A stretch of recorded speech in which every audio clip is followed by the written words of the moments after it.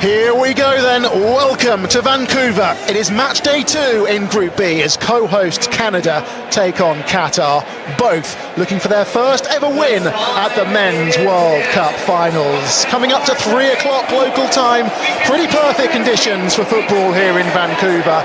We are in BC Place today, the World Cup's most westerly venue.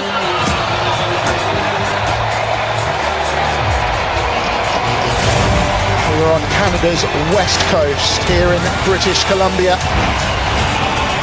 It is Canada's third largest city.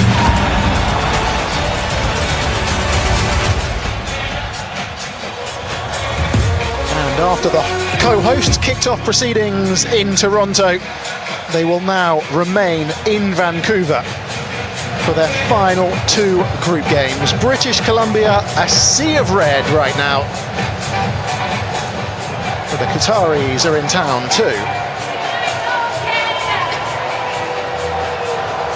Well, Canada don't mind playing here, you know. They've won their last 4 matches in Vancouver, scoring 17 goals in the process and conceding just 2 in that time.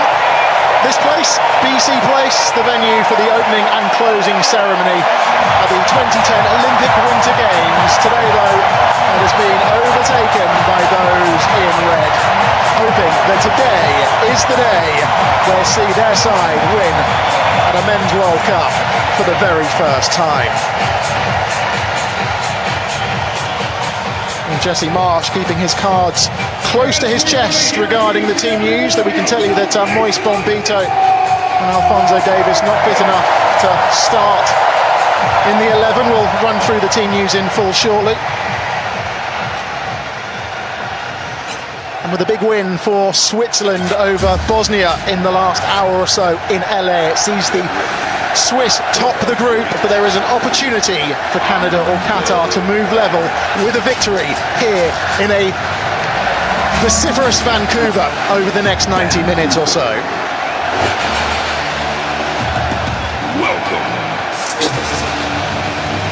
Well, not long to go now. The 2 sides in the tunnel. Alongside me, Paul Scott, for this one is Casey Stoney, the head coach of the Canadian national women's team. Casey, good afternoon to you. How big a moment is this for Canadian football? This is absolutely massive. You know, a full house in here, BC Place. A dream come true for these players to be on home soil in a World Cup. It's huge. I've seen so many kids in the stands today watching. There'll be so many globally watching, and in Canada especially.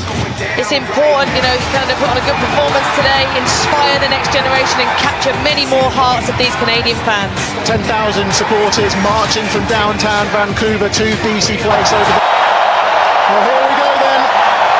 Qatar became just the second host nation to get knocked out in the group stage. Looking for Buchanan, but that will be shepherded behind by Homam Ahmed and behind for a goal kick. Yeah, just a little bit more patience needed, I think. Houston's got time to line up the cross. It's off of Homam Ahmed and behind for the first corner of the contest. Cross. There's a man over on the ball. The first. Afif looking to try and make things happen. He skips away from Cornelius and the Canadian defender brings him down, and that's going to be a set piece to Qatar and the first booking of the contest.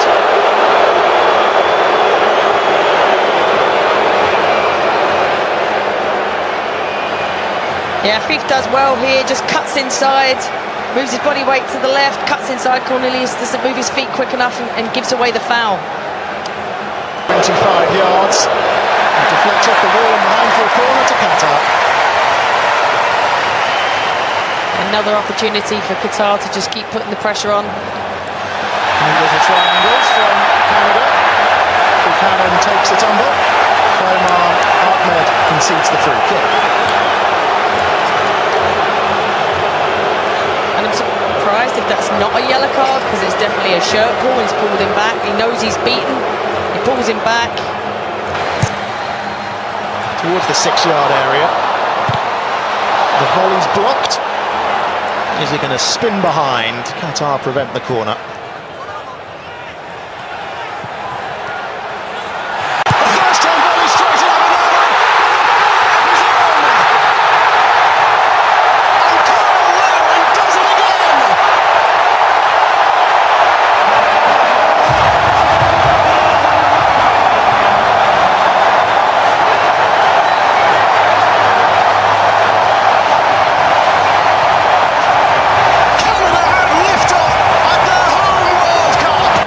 given the nod from the off in this one, and he's repaid his manager's faith, and Canada have a free kick.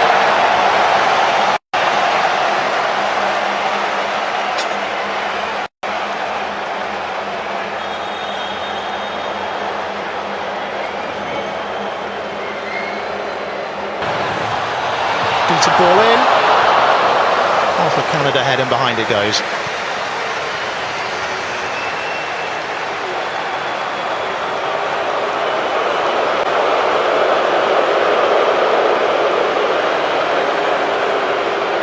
Larin had actually scored just once in 24 matches, 24 caps prior to this World Cup, as the physio's about to enter proceedings. Too much pace on that one. He's a willing runner, Ali Ahmed, but he'll never get there.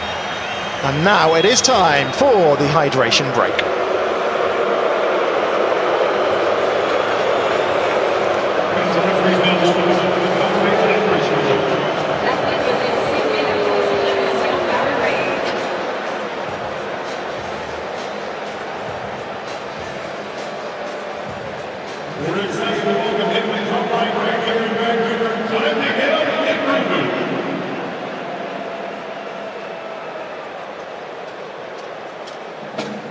So midway point of the first half then, it is Canada who have the lead, and they're good value for it, Casey Stoney.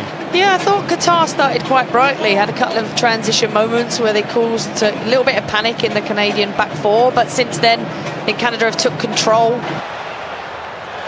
Cornelius, that's a late challenge. Oh, it's deflected kindly!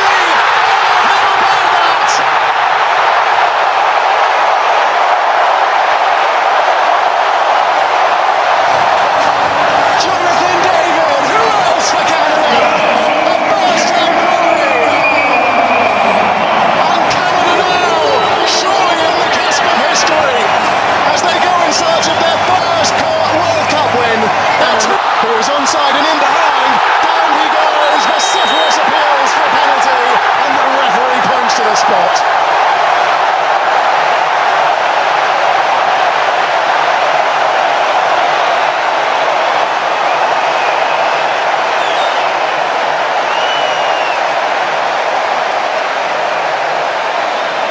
It's a fantastic run between and behind. Defender gets the wrong side, makes contact, gives the referee no choice but to give a penalty.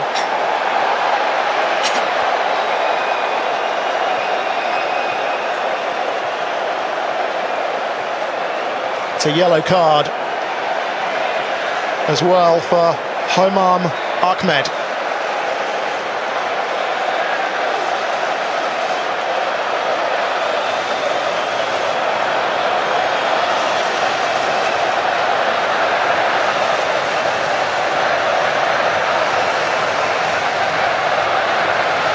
Wonderful run from Buchanan, who made his way from out wide through the middle. Just appeared from nowhere, didn't he? Yeah, I think it is Ahmed Ali, and it's over the bar. He's just got too much. David waiting for it. Johnston's ball takes the deflection, and behind it goes for another corner. Yeah, and that's that little inverted position where he's just going inside the pitch and able to keep that kind of... Defugerol made contact. Cornelius is up from the back. The referee waves away those particular protests.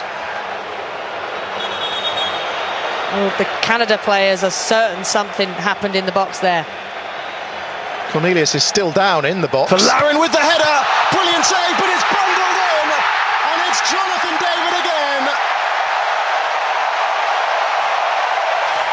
Oh, Canada are cooking up something special. 3-0, and it's not even half-time.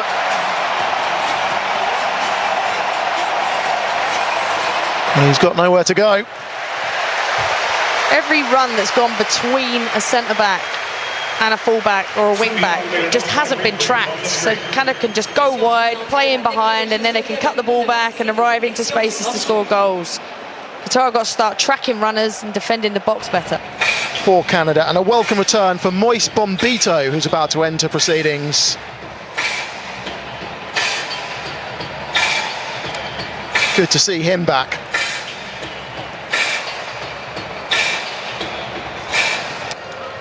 That's a late challenge, surely, on Koné. That's going to be a free kick. And a yellow card as well. This looks serious. The Qatar player is waving the medical team on. This doesn't look good. And it's boiling over. Canada not happy with the challenge. And you can see the Canada players with their hands on their heads, same as the Qatar player that called the medical attention. This is Modibo who got the yellow card.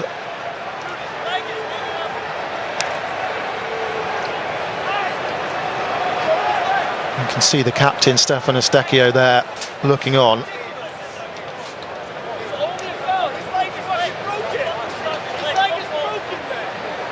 Real concerns here for Ismael Koné.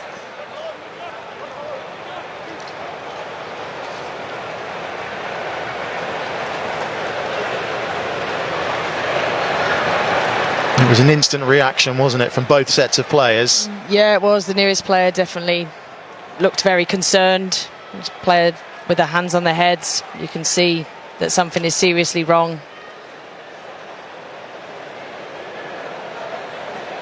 Medical team obviously doing their work. Well, Modibo got the yellow card. He's got his hands on his head. This is the last thing that shot from distance, way off target, and there was another late challenge there, and it's another free kick.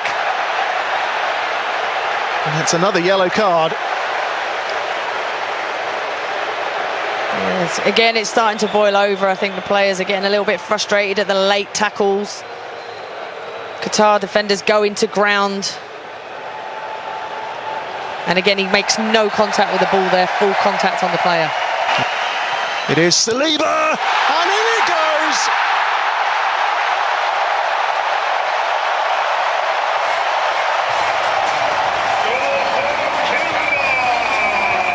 Even the substitutes are getting in on the act now. It is getting better and better for Canada. Still not fully cleared. Shufflebag across the face of goal, and it's 5. It might be an own goal, that one. Canada don't care. They are running riot.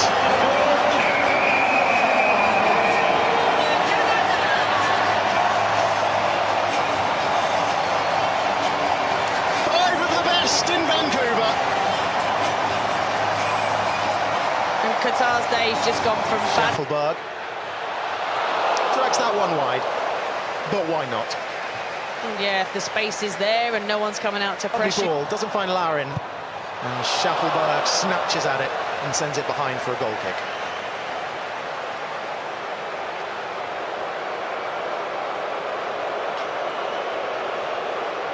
Abunada down in some discomfort.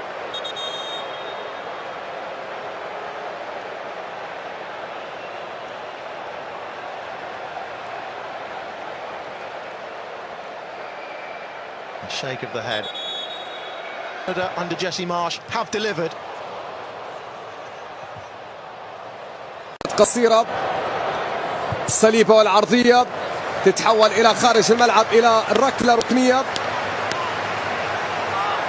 ركلة ركنية.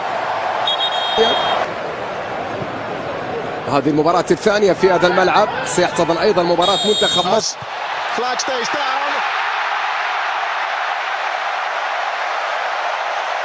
It's a World Cup hat-trick on home soil for Jonathan David. Canada's all-time leading scorer gets his third in stoppage time. And Canada make it 6. Stands it up towards the far post. Abunada collects that one.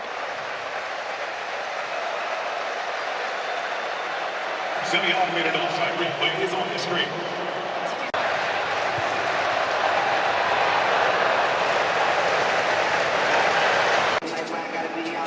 But Casey Stoney, your thoughts on what has turned out to be a wonderful but slightly perhaps mixed afternoon for Canada. Very competent performance, complete control throughout. Obviously a variation of goal scorers and a variety of goals in different ways. Obviously the sad part is the injury to Ismael Koné, which you know, hopefully isn't too serious. Like you say, we'll wait to find out, but that has put a blemish on this afternoon. But these Canadian supporters came to be entertained, and they were entertained. 6 goals, a clean sheet, lots of positives to take into the next game, and I'm sure Jesse Marsh will be extremely proud of his players.